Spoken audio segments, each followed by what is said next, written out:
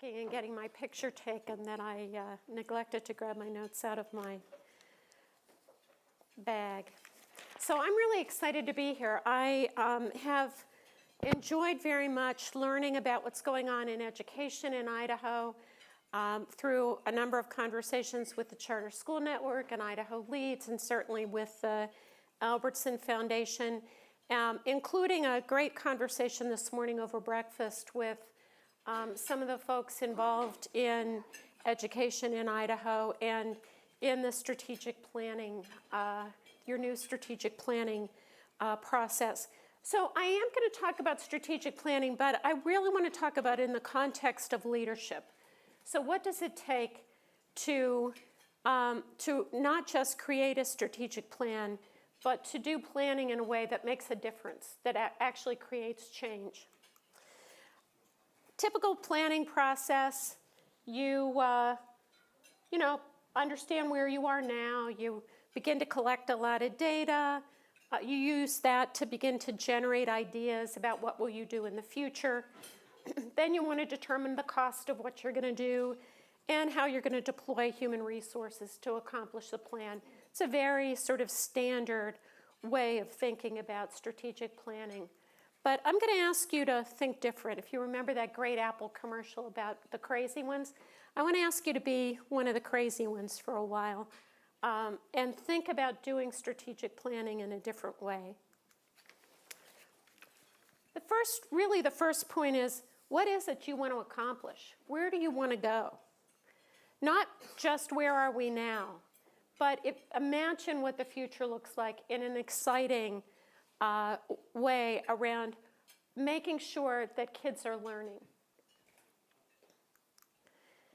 And your view of reality is going to be what shapes this process. I recognize that you've got a requirement now from the state, but if you simply look at it as a requirement, what you're going to get from the people you engage in this process, from your staff, from your community members, from your school boards, is compliance, which makes for a pretty, not just a dull plan, but a missed opportunity. If you begin to look at it as an exciting opportunity, you may get to some learning. Well, at least we'll learn something about ourselves and about the kids in our district and about what we might accomplish. If you see yourself as having a mission, if at your heart you're all about making sure that kids learn, you'll at least then get some renewed commitment to that mission. But if you look at strategic planning, which for some of you may seem like a stretch, if you look at strategic planning as an opportunity to really set out on an adventure that's going to get you and your district and your kids and your school to a better place, you can have a completely different kind of strategic planning process. I want to give you two examples of how framing what you're going to do really changes the outcome. And these are both these examples are related to employment. So in one case, Business Week frames an issue around employment opportunities in terms of what people are paid, where 25% of the workers in the U.S. are earning low wages. But in this case, Time Magazine frames it in terms of jobs going overseas. You can imagine very easily, I hope, how you begin to define the issue, how you begin to define what the questions are that you're asking begins to yield the answers. So beginning a process with a really clear thinking, spending some time on figuring out what are the questions we want to ask and answer, and where do we want to take ourselves in this journey is the first critical step for you as leaders. What's your vision? What do you see as the place that you want to get your district and your kids?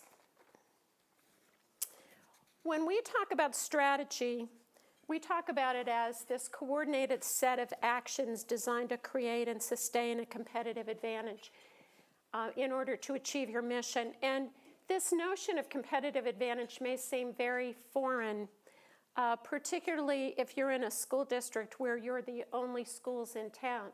But you actually, no matter what your situation, have a lot of competition. You have competition for how people are spending their time and attention, for how invested they are in education, for how they want to see their tax dollars spent. So whatever your situation may be, you're in a competitive environment, in a competitive space. And I'd love for you to take a moment and just think about, what is your edge? What is it that you do distinctly better than any of those other options that folks have, whether it's another school in your community or a school nearby, a parochial school, a private school, whether you're a traditional public school or a charter school? What is it that you, across your school or across your district, not in one classroom or one school, what is it that you uniformly do with excellence? It's a hard thing to think about, isn't it? The other thing is really understanding what we call your business model. And again, we only work with nonprofits and foundations, so the notion of business model may seem like an odd way to define this, but it's really the things that make up who you are. One is geography. Where is it that you carry out this set of coordinated activities? The second is who you serve. And this one's particularly interesting. In fact, it was part of the conversation we had this morning. Who is it that you as a school or as a school district are serving? Your immediate answer may be children. But you may also think about, well, actually, we also serve taxpayers. We also, teachers see themselves as a part of our constituency that we serve. So getting clear on what your priorities are and who at the center of your universe is your constituency is a second part of a sound strategic planning process in understanding your business model. Next is what you do. What is it you do instructionally? What is it you do in the classroom that is part of who you are as a school or as an organization? And then finally, how do you pay for it? What are the ways in which you support all of that work financially? So when you begin to look at your competitive advantage or your competitive edge, your differentiator, however you want to think about it, and you look at your business model, that becomes your core identity. That's really who you are, captured in two distinct parts, your business model and your competitive advantage. But you work in an environment, you work in a space where you're also influenced by things going on around you, many of which are trends in your operating environment. And understanding how those trends impact on your work and on what you will be doing becomes another factor in developing your strategies for the future. So I'd love you to spend some time, a few minutes at your table, and I'll time keep, to talk a little bit about what are the trends in Idaho that will have an impact on you as you begin to think about strategic planning.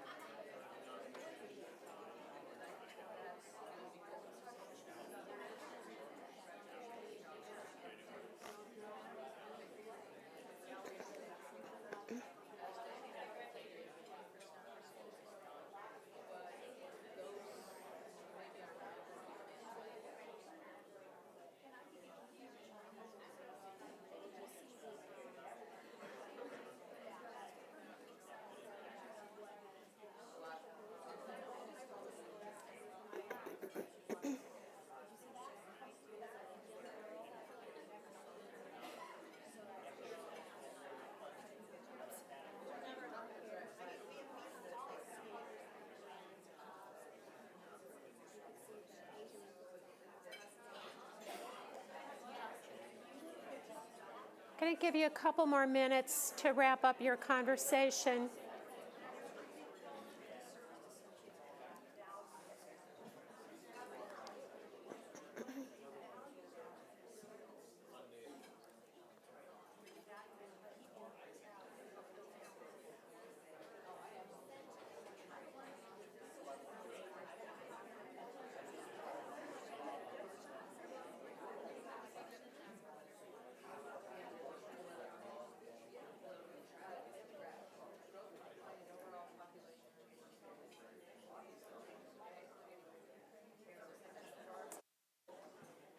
Can I ask a couple of folks to just raise your hand and volunteer one or two of the topics that you talked about at your table, just to see the kinds of trends that you're observing and shared in your conversation? Anybody willing to offer up one of the trends that they identified?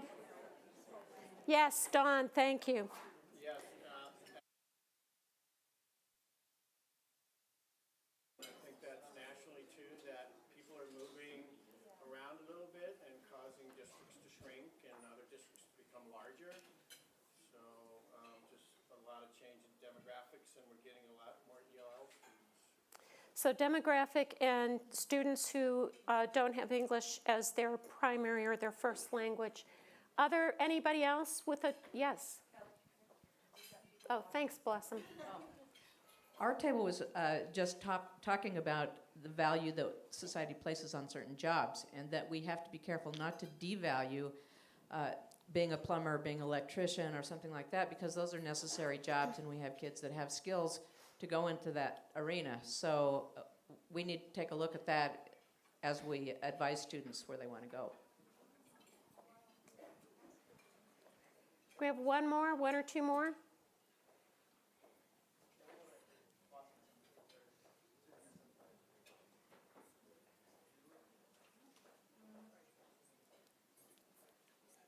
We talked about the political landscape changing in our state with the new superintendent. Great point. And one more? Anybody have one more? Yes. We talked about Common Core as in this state, and particularly the fight against Common Core. So a lot of different influences and factors that are having and will continue to have an impact on you. I want to just sort of recapture some of these initial steps and concepts.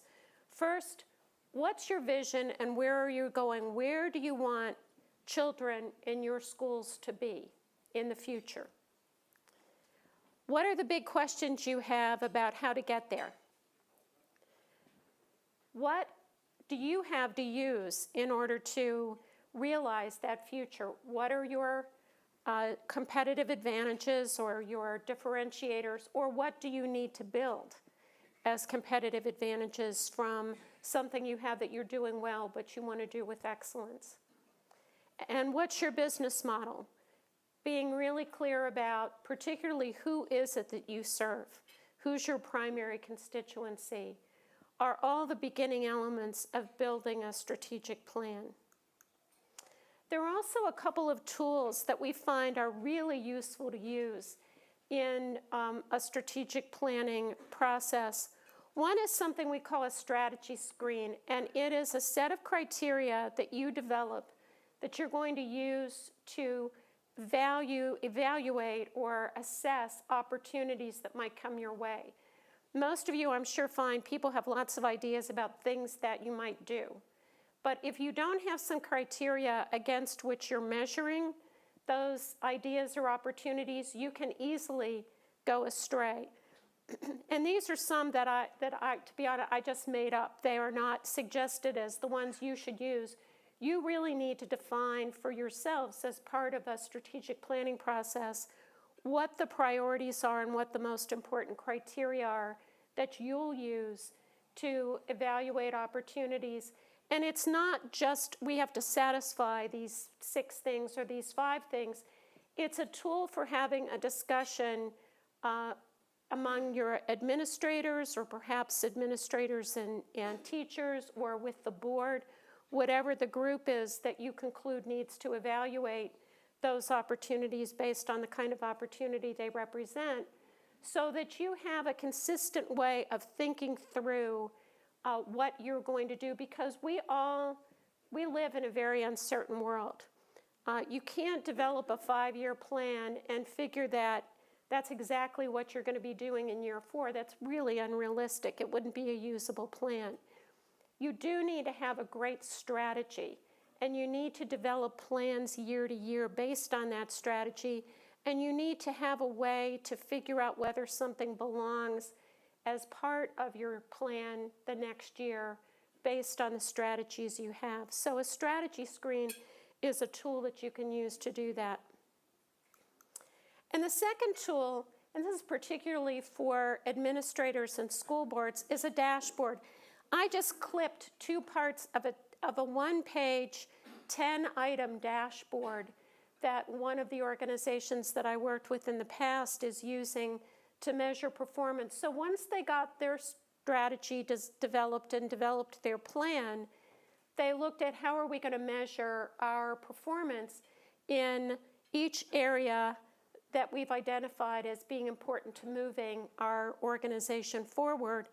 And every quarter they look at this dashboard to see whether they're making progress. It's a standard item on the agenda every quarter, and they take very seriously. I've even had clients who post their dashboard on their websites so that their public, their constituency, can come on and take a look at how they're doing. And it is a way to keep those goals in front of you and make sure that you're really achieving them. So that's sort of my strategic planning in a very quick nutshell. But now I want to talk about you and the role that you play, because this really all starts with you. If you look at this list, this comes from John Cotter, who I'm sure some of you are familiar with, who's done some great work, an article and a book based on extensive research in change processes. If you want to create change, what's the order in which organizational change has to occur? And he found that this list, these 8 steps, were always the steps that happened in a successful change process, but this is not in the correct order.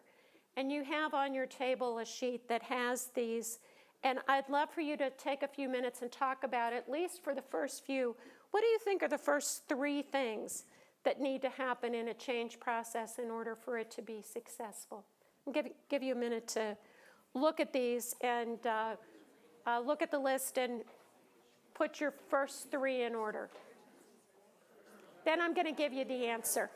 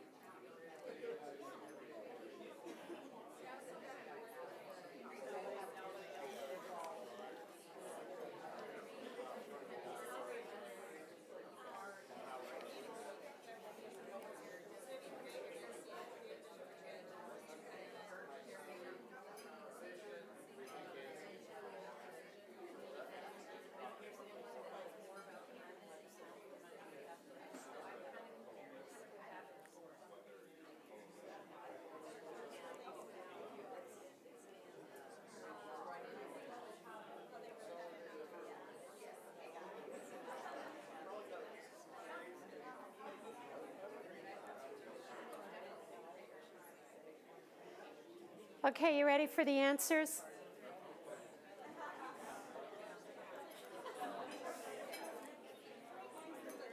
Here you go. So if you did not create urgency first, you're not alone. And there's a way in which creating a sense of urgency might even seem counterintuitive. But it is actually the first step in the process, because you have to get people's attention and you have to make clear that this is a priority. And creating a sense of urgency helps you do that, either around opportunity or in some cases around crisis. We have no choice, we need to change, or we have a great opportunity to do something differently, and let's take advantage of it. The second, about forming a powerful guiding coalition, this is bringing people together who really have the share a vision and can create change. This may mean that some people who would be obvious choices to involve in this process shouldn't be involved. You have to get together a group of people who are committed to creating change. Then there's creating the vision. Once you have your coalition together, beginning to determine what your shared vision is of the future. And this is really where your planning process gets underway.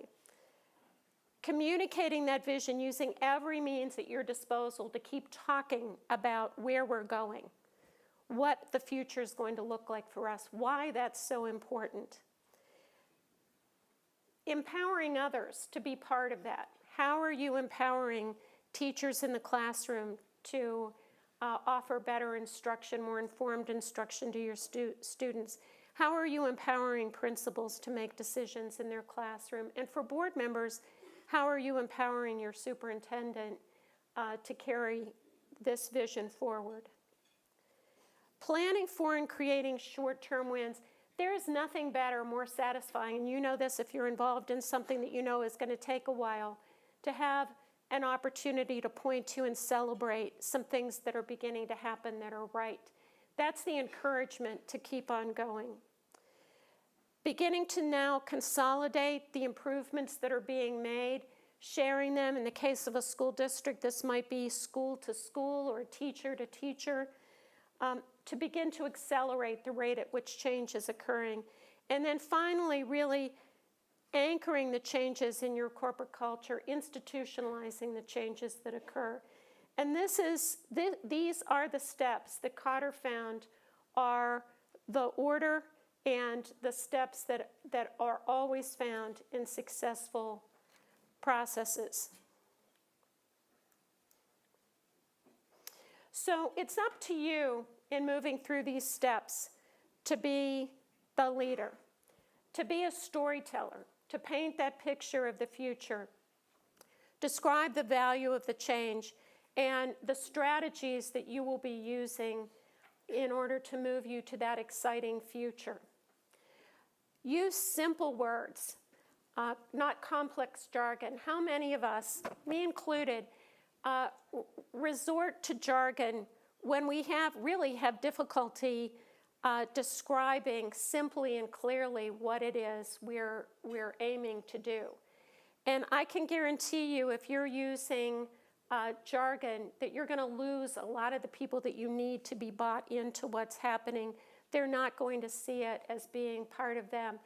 I've been working with 2 clients who did these really interesting language studies, testing different messages with different audiences. And it's so surprising in some ways how much a very, very simple, inclusive message makes a difference in somebody's attitude, that when you're speaking in language that is your professional language, you're excluding a lot of people. And I would guess that that's the last thing that you want to do as school leaders.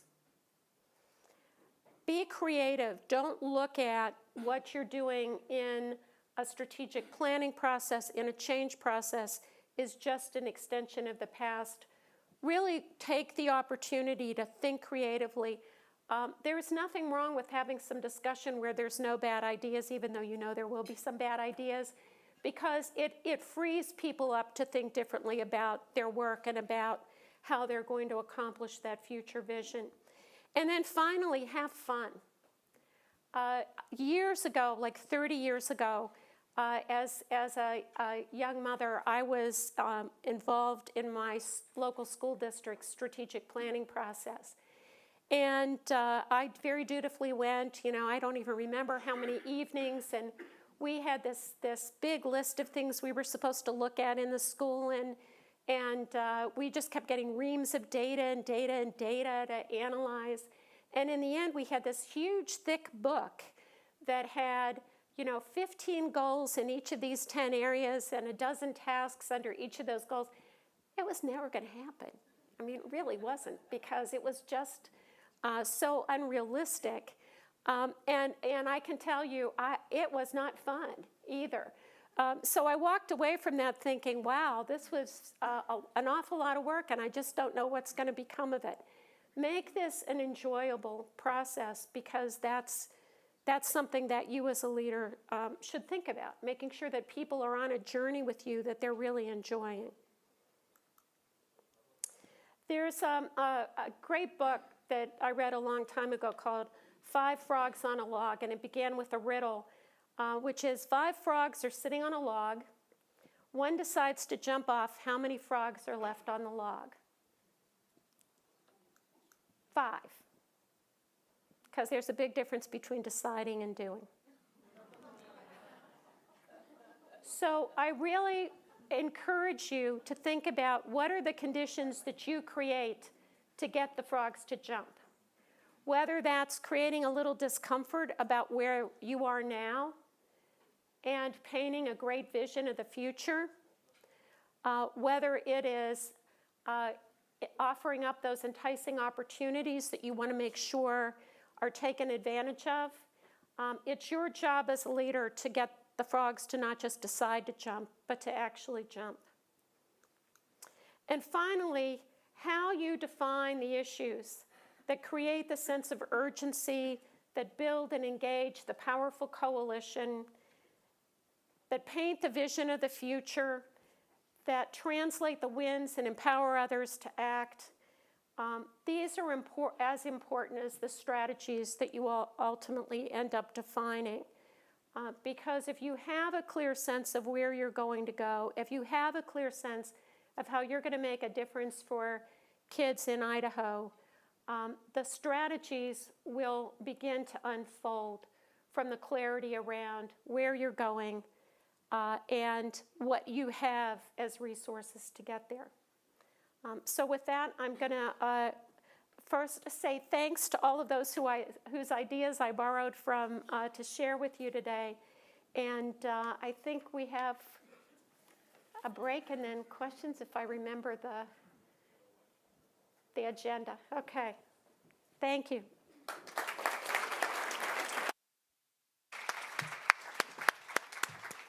I know you have questions after that. I saw lots of scribbling notes. I saw people taking pictures of your slides. Keep an eye on those. So here's what we do. She's right. We're going to take a few minutes to gather again in our tables, but you get to write up questions. Give them to me. There's papers on the desk. Look, cards that look just like this. I didn't write this question. But there's pens. If you need one, you can borrow mine, but I like this pen, so give it back. But in any event, take a few minutes, talk amongst yourselves, write some questions down, bring them up to me, or staff will circulate throughout the room. They'll give them to me. I will put them to Joe as soon as we get a chance. So I would say 5-10 minutes. Go for it. Even if you're not, we're going to go ahead. You can keep writing down questions. I will take questions on the fly like that. All right. Joe, I'm used to getting a pile of questions from these people, but this is a good one. So let's see. Several of the questions, I'm going to consolidate some of these because the themes are similar. It has to do with the leadership of this group or this body that's going to create this change. How can a leader manage, well, first let's do this, 2 parts. 1, what kind of a leader are you after? What qualities do you need are essential in that kind of leadership? And then 2, and I'll ask this again if you need me to, how can a leader manage the fear that sometimes the companies change? So what attributes does a leader need? I think in a process like this, you need to have someone in a leadership role who is open to the ideas and involvement of others. so invites participation, but someone who is also able to make decisions and has their own sense of vision around where they want the effort to go. So you've got to have that a nice balance of decisive, forward-thinking, I have a vision, but it's not just about me, and there are others here that I'm going to incorporate, invite in to be part of what happened. Okay, so let's go back to that second part on the fear. One of the first things that we need to do, as per your slide that I know everyone was copying down furiously, how would you define the urgency that you say needs to be created? And how do you create that without creating fear alongside that? So sometimes fear's okay. You don't want to have fear created in a way that's paralyzing, but if you're in crisis and people aren't upset about that and worried about it and feeling a little anxious about that, that's a bad thing. And when we look at change, you're going to have some percentage, maybe 20% of the people involved, in your case, in your school or district, who are ready and who are thinking, why didn't this happen sooner? And you're going to have, 60% who are going to come along as the process goes on. But you're going to have some people who just are not going to move. And those are the folks you have to just leave behind. You cannot get paralyzed or you cannot stop what you're doing waiting for everybody to come around and get with the program. So you have to recognize that if you've got, the weight of the folks involved who need to be involved moving with you, even if some of them are moving a little slower, that's a win. So talk again, with regard to that first step on urgency, what would you say if a school comes to you today, and they just might, after your talk, and say, what's our first step? What do we have to do first? How do we get this urgency thing created? Am I talking to everybody? Am I talking to my group? Am I raising alarm bells? You talked a little bit about this, but again, that first step you'd advise for a school. I think you have your core group of folks who are the decision makers in your school or in your district, whoever that may be. And the conversation begins with them about where are we failing, if that's what's going on, or where are our great opportunities, if you've identified those. And begin to create that sense of urgency around time is running out, we've got to move because things are going badly. Or if we don't start to get ourselves organized and get moving, we're going to lose the opportunities that are in front of us. And that's a good beginning point for creating that sense of urgency. Along with the urgency, you talked about getting buy-in from people. Mm-hmm. And it seems to me, and it strikes me from the author of this question, that one of the critical constituencies for buy-in is the individual teachers. And the question here is, how much buy-in is enough? And they even gave you some suggestions, 80%, 60%, or every one of them? I think if you have 60%, that's good. 50 plus 1? 50 plus 1. Seriously, if you look at, there's a lot of research that's been done on sort of the curve with which new ideas are adopted. You've probably seen some of that kind of research. And there's never an expectation that you're going to get 100%. And if you only have 20 or 30%, you don't have enough weight to kind of carry you forward. But if you've got 60%, you're in a good place. One of the fourth step, step number 4 about communicating the vision internally and externally. This is a blunt question. How do you do that? Just a tiny little. This goes back to putting things simply. Have a really clear, simple way of describing where you're going. Not 5 paragraphs. Be able in a few sentences to say, this is what we want to accomplish. And say it over and over again in as many ways and places as you can so that that message is getting through. It's almost like your catchphrase, if you will. But it's that kind of constant communication, reminding people, and here's where we're going. That's why we're doing this. And here's where we're going to be in a few years. And that's why we're doing this, so that it's the reminder of what you want to accomplish. Well, to the point, this is a question that came up here that I think piggybacks nicely off that. To the point of speaking simply, are there standard definitions for key words like mission, outcomes, objectives, and measures? And possibly where could they find those? So I'm gonna say, the first thing I'm going to say is my boss will fire me. Although he can't, I'm a partner, so he can't actually fire me. Don't get hung up on somebody else's terminology. So yes, there are places where you can find definitions for mission and outcomes and measurements. We have a workbook on strategic planning that has some of those definitions. There are lots of resources It's available on Amazon, by the way. that have those definitions. The important thing is, and I actually wrote this down so I make sure that I articulate it correctly. The very first thing, what do we want to accomplish for students? That's really about your mission. What do we want to accomplish for students? The second thing would be, how are we going to get there? Those are your outcomes. The third is, what assumptions do we make about what it's going to take us to get there? This is always a fascinating discussion when you begin to talk about assumptions, because for education, more than any other field with which I work, everybody has opinions because everybody went to school, right?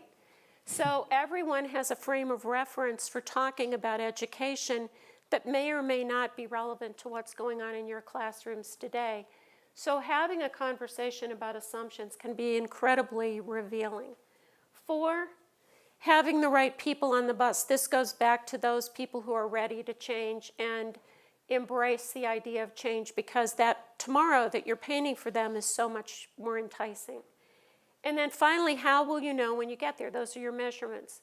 But if you think about the things that you want to do, again, don't worry about getting the right terminology. Worry about the right ideas and creating a really simple way, a simple path for people to get to action. Okay, I wonder, this question, I think it's a good one. Can you provide an example of using storytelling to impact change? How can you incorporate that tactic to make people want to change? Gosh, I wish I was a better storyteller. It would probably come to my mind very quickly. So I'll describe it in this way.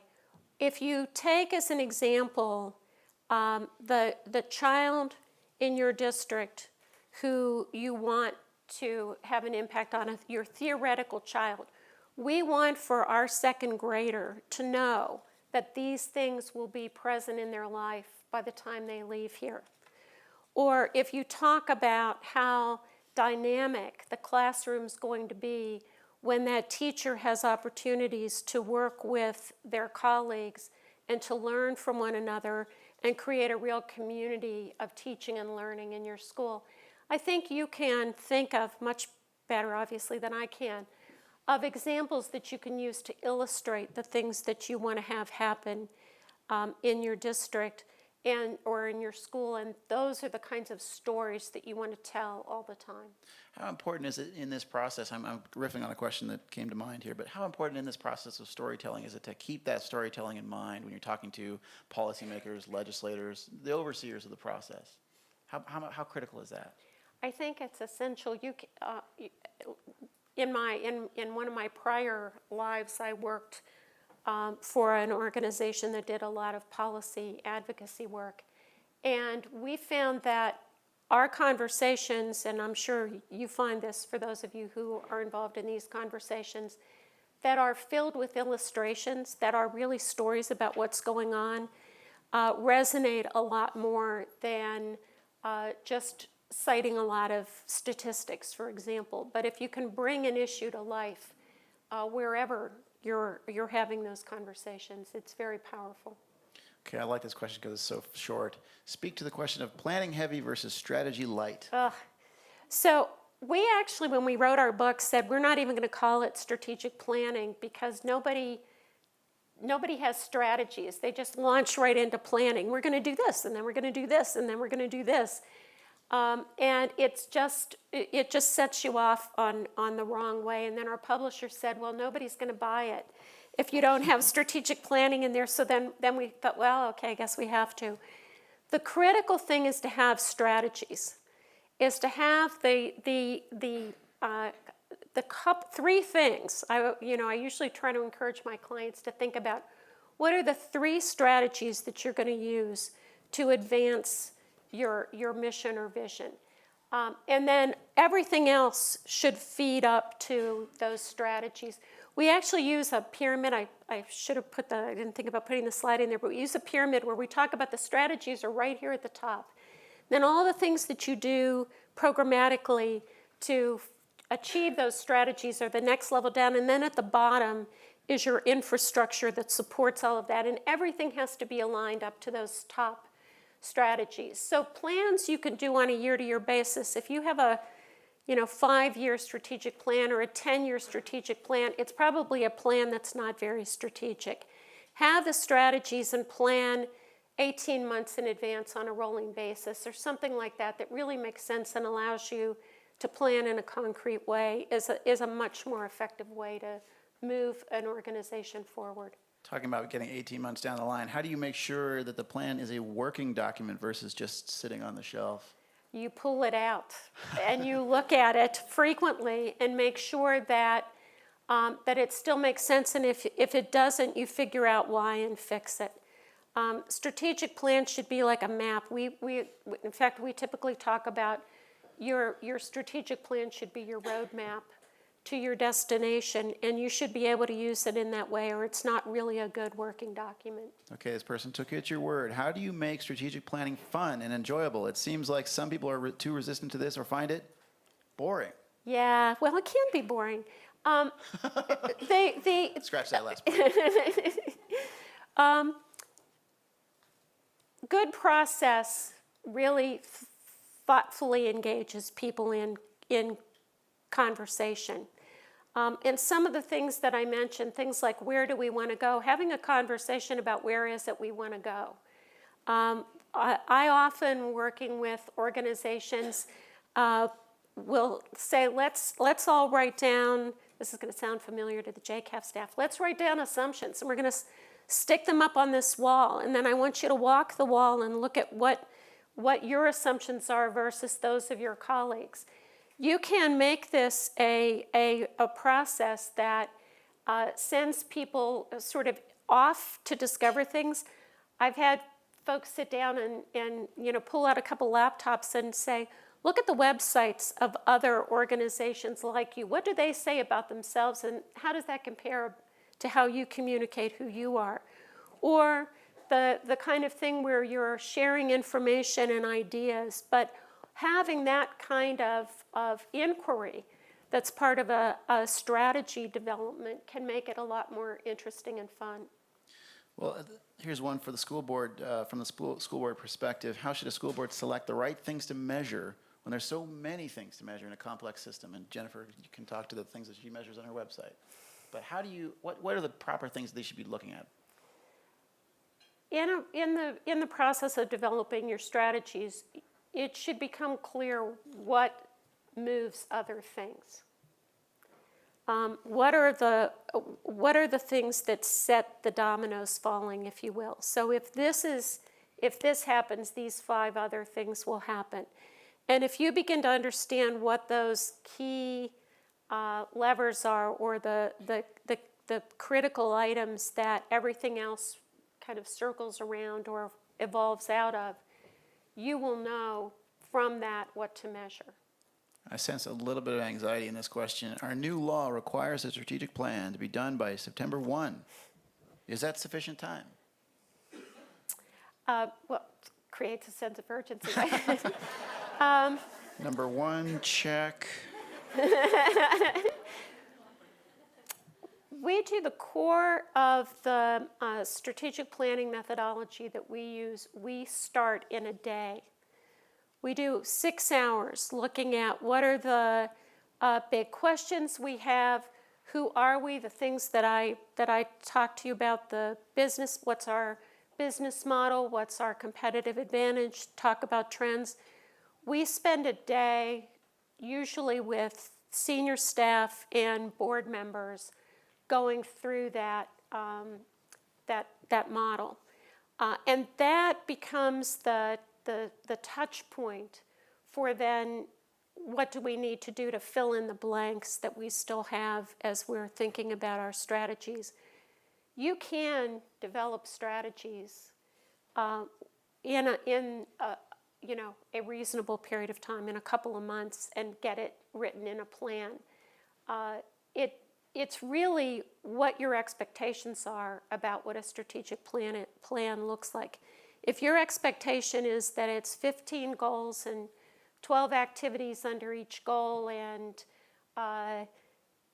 30 pages of lists of things, that's going to take you a long time to put together. It's also going to be something you never really accomplish.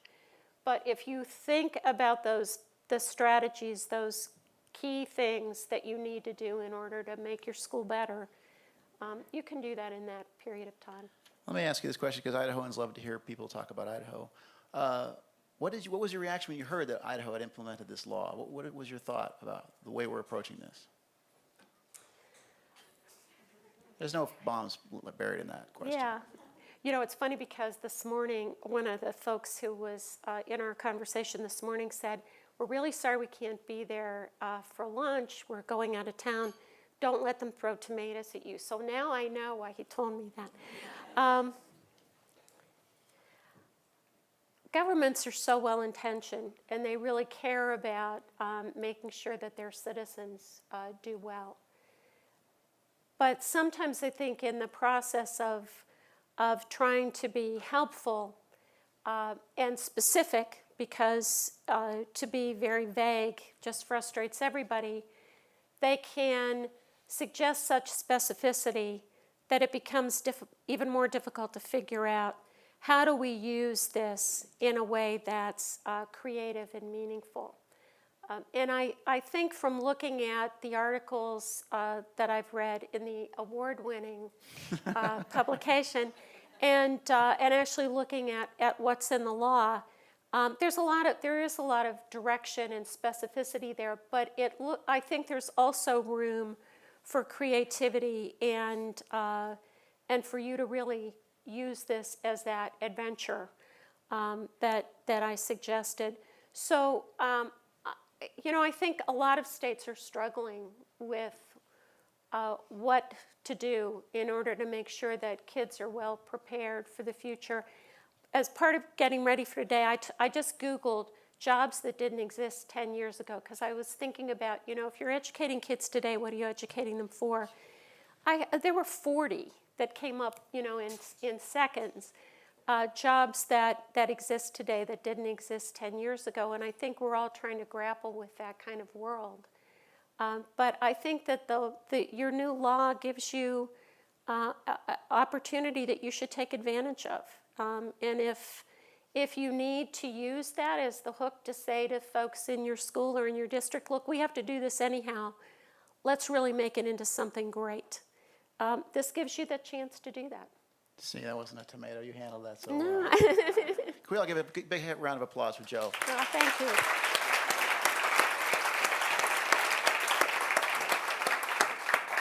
So next month, I don't want you to miss this. Ruby Payne, the founder of the AHA Process and an expert on poverty strategies, is going to come here to talk to us about building bridges to sustainable success in communities, schools, and higher education. That'll be next month. Come join us there and tell your friends. Facebook, join our Facebook page. We are adjourned. Thank you very much.